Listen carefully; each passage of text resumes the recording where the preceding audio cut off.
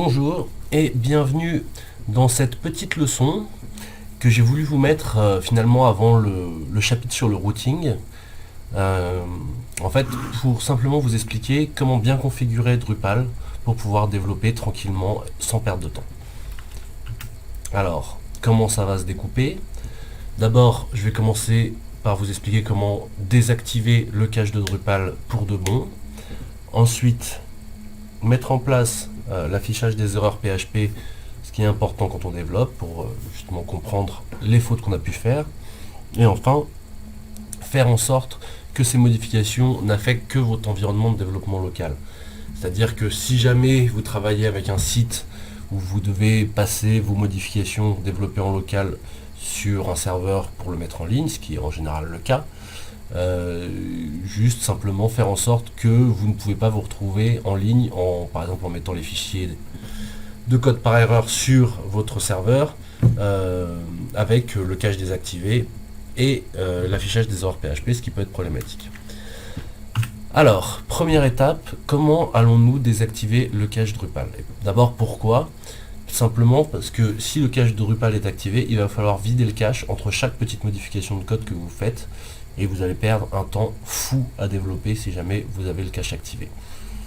Donc, pour pouvoir régler ce souci, il va falloir vérifier que la configuration dans l'admin est bien correcte et aussi après aller désactiver le cache directement dans le code. On va commencer donc par aller voir dans l'admin de Drupal.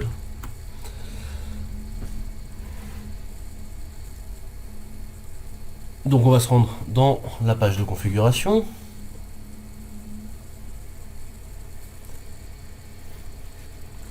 Dans la partie performance. Donc, vous voyez, il faut vérifier donc que le caching est bien placé en mode no caching. Ça concerne le cache des pages, mais il faut faire attention avec ça. Ça suffit pas pour désactiver intégralement le cache de Drupal. Il y a aussi d'autres niveaux de cache qui concernent le code qu'on va voir dans un instant. La deuxième chose, c'est de vérifier que l'agrégation des fichiers CSS et JavaScript est désactivée. Ça, c'est plus important pour les développeurs front, mais de la même manière, il va falloir vider le cache si jamais vous ne faites pas ça entre chaque modification que vous faites sur le CSS et le JavaScript. Donc, chez moi, tout est déjà désactivé, c'est parfait, mais c'est pas forcément la configuration par défaut, donc vérifiez bien cela. Maintenant, on va pouvoir aller voir directement dans le code. Alors, donc, nous allons modifier le cache. Alors pour ça, on va aller regarder dans notre fichier settings.php et on va voir qu'il existe une ligne de code qui est commandée par défaut, mais qui est présente dans le fichier settings de Drupal, qui dit si jamais le fichier settings.local.php existe, il faut l'inclure. Alors on va la décommenter. Et donc on va regarder dans notre arborescence et on voit que dans le dossier parent de default, on va trouver un example.settings.local.php. Ce fichier, on va le copier-coller simplement dans notre fichier, dans notre dossier default. Et on va le renommer en settings.local.php. Voilà. Et alors, qu'est-ce qui contient ce fichier au niveau du cache? Vous voyez que d'abord, il désactive le pré-processing du CSS et du JavaScript. Et qu'ensuite,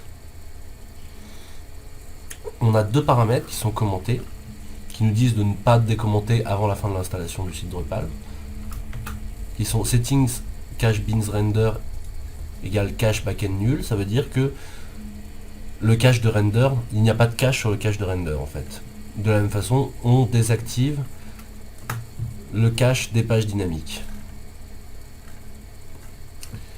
Avec cela, nous avons normalement plus aucun cache activé sur le site. Alors on va aller valider ça tout de suite. Non, pardon. On va se rendre, on va aller valider ça effectivement, et on va se rendre sur notre page qu'on avait créée pour notre petit test de hook qui était le node avec l'ID 1. Et vous, si vous vous rappelez bien, on avait créé un petit hook qui rajoutait à la fin de cette page, oui, c'est bien un test.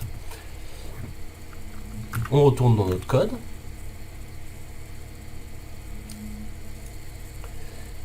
Et dans notre fichier de notre module de test, test.module, on va retrouver notre hook où on avait ajouté ce petit bout de texte. Et on va faire une petite modification, comme par exemple, et le cache est bien désactivé.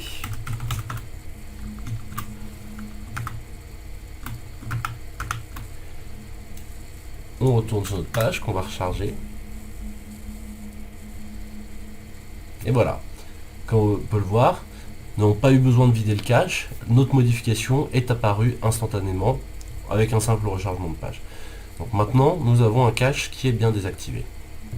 On va pouvoir donc passer à la suite, qui est mettre en place l'affichage des erreurs PHP.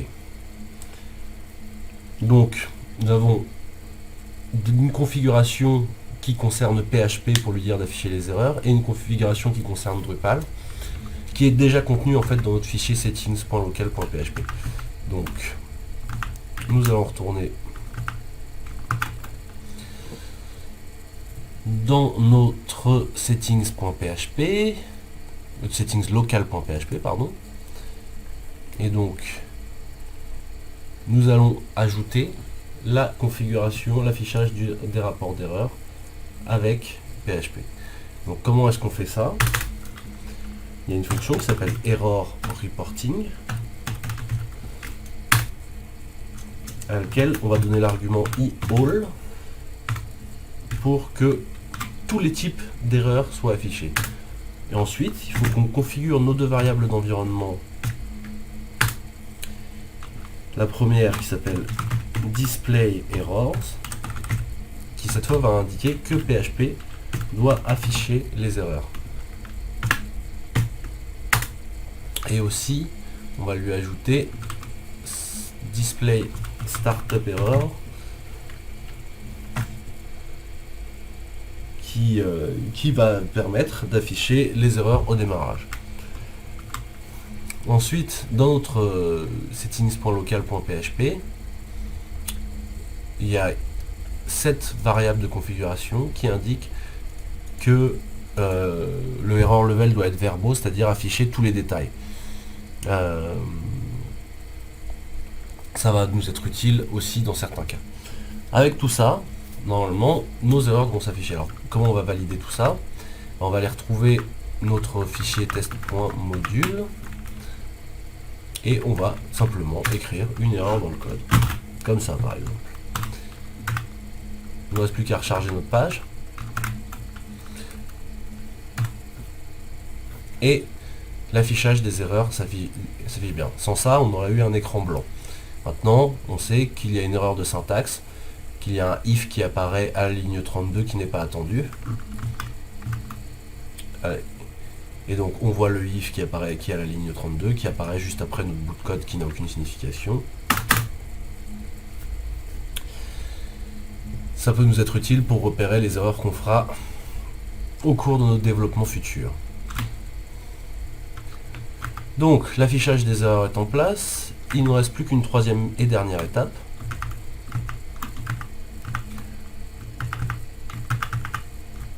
À savoir, faire en sorte que ces petites modifications, si jamais on venait à les mettre sur notre serveur par erreur, elles n'affectent que notre site en local. C'est une protection que je pense qu'il est très importante de mettre en place. Et parce qu'il est très facile simplement d'aller mettre des fichiers qu'on ne voudrait pas en production, sachant qu'on travaille en permanence en développant sur notre machine locale et qu'on transporte les fichiers de notre machine locale directement sur le serveur de production. Alors comment on va faire ça? On va mettre en place un test qui va être basé sur le nom de domaine, puisque notre site en local, son nom de domaine c'est alform.l, alors que probablement notre site sur le serveur, ce serait alform.com ou quelque chose comme ça. Du coup, on va se rendre dans le code, mais alors avant, il faut faire attention à deux choses. C'est qu'en local, on travaille aussi avec Drush et la console Drupal, et qu'on veut que nos settings locales soient activés aussi pour eux. Et le problème avec Drush et la console locale, c'est comme ça ne se passe pas dans le navigateur, même si quand le code de Drupal va s'exécuter, il va considérer qu'il n'a pas de nom de domaine. Et donc il va falloir qu'on fasse attention à gérer les deux cas spéciaux. C'est parti. Alors, on va retourner d'abord dans notre fichier settings.php cette fois, là où nous avons le test qui va ajouter notre fichier settings.local.php. Et on va ajouter des petites modifications. Alors comment est-ce qu'on va s'y prendre pour récupérer notre nom de domaine? On va utiliser la variable d'environnement PHP $_server avec la clé http host sans lui. Et ça, cette variable, elle contient précisément notre nom de domaine. Et donc, si notre nom de domaine est égal à alform.l, dans ce cas-là, on va inclure les settings locaux. Mais, comme je vous l'ai dit, il y a aussi le problème de Drush et de la console Drupal. Et alors, dans un cas, on va se retrouver dans le cadre de Drush avec le settings local, avec le http host qui va être égal à default, alors que dans le cas de la console Drupal, on va se retrouver avec notre http host qui est nul.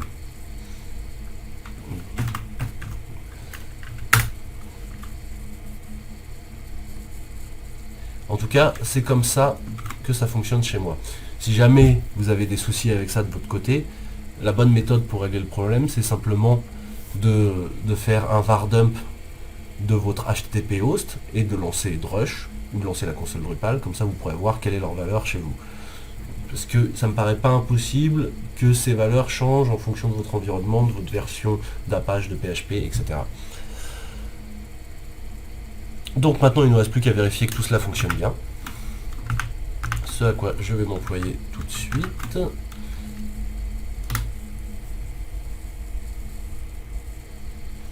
Et nous retrouvons notre site qui fonctionne avec la connexion à la base de données. Il y a aussi une petite chose que je voudrais vous montrer quand même dans le code, qui peut être utile. C'est que votre connexion, à partir du moment où vous avez des connexions à la base de données qui sont différentes selon que vous soyez en local ou sur votre serveur, et ben, dans le settings.php, vous allez retrouver les données de connexion à votre base de données. Vous voyez, elles sont juste en dessous de notre test. Et donc, c'est là où le nom de la base de données est défini, le nom d'utilisateur, le password, le serveur qui détient la base de données et le driver MySQL. Et ben, il est très possible d'aller définir ça dans votre fichier settings.local. Il suffit de mettre ça tout au bout.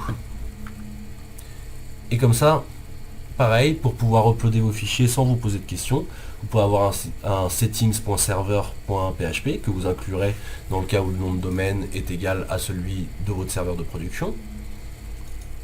Donc vous pourrez rajouter un else là-dessus et inclure le fichier settings.server. Et comme ça, et ben, quel que soit votre environnement, vos réglages devront fonctionner sans causer de soucis. Moi, c'est ma méthode, en tout cas, pour développer. Je trouve ça assez pratique. Je vous la recommande. Maintenant, donc, tout est là, tout fonctionne bien. Ça nous amène, pardon, excusez-moi, au bout de notre formation. Et donc, qu'est-ce qu'on a vu aujourd'hui? Simplement comment configurer Drupal pour le développement en désactivant le cache et en activant l'affichage des erreurs. Et la prochaine leçon, cette fois c'est pour de bon, nous allons voir le routing, ce qui définit comment créer des pages dynamiques dont le contenu va être décidé par notre propre code PHP. À la prochaine fois. Merci.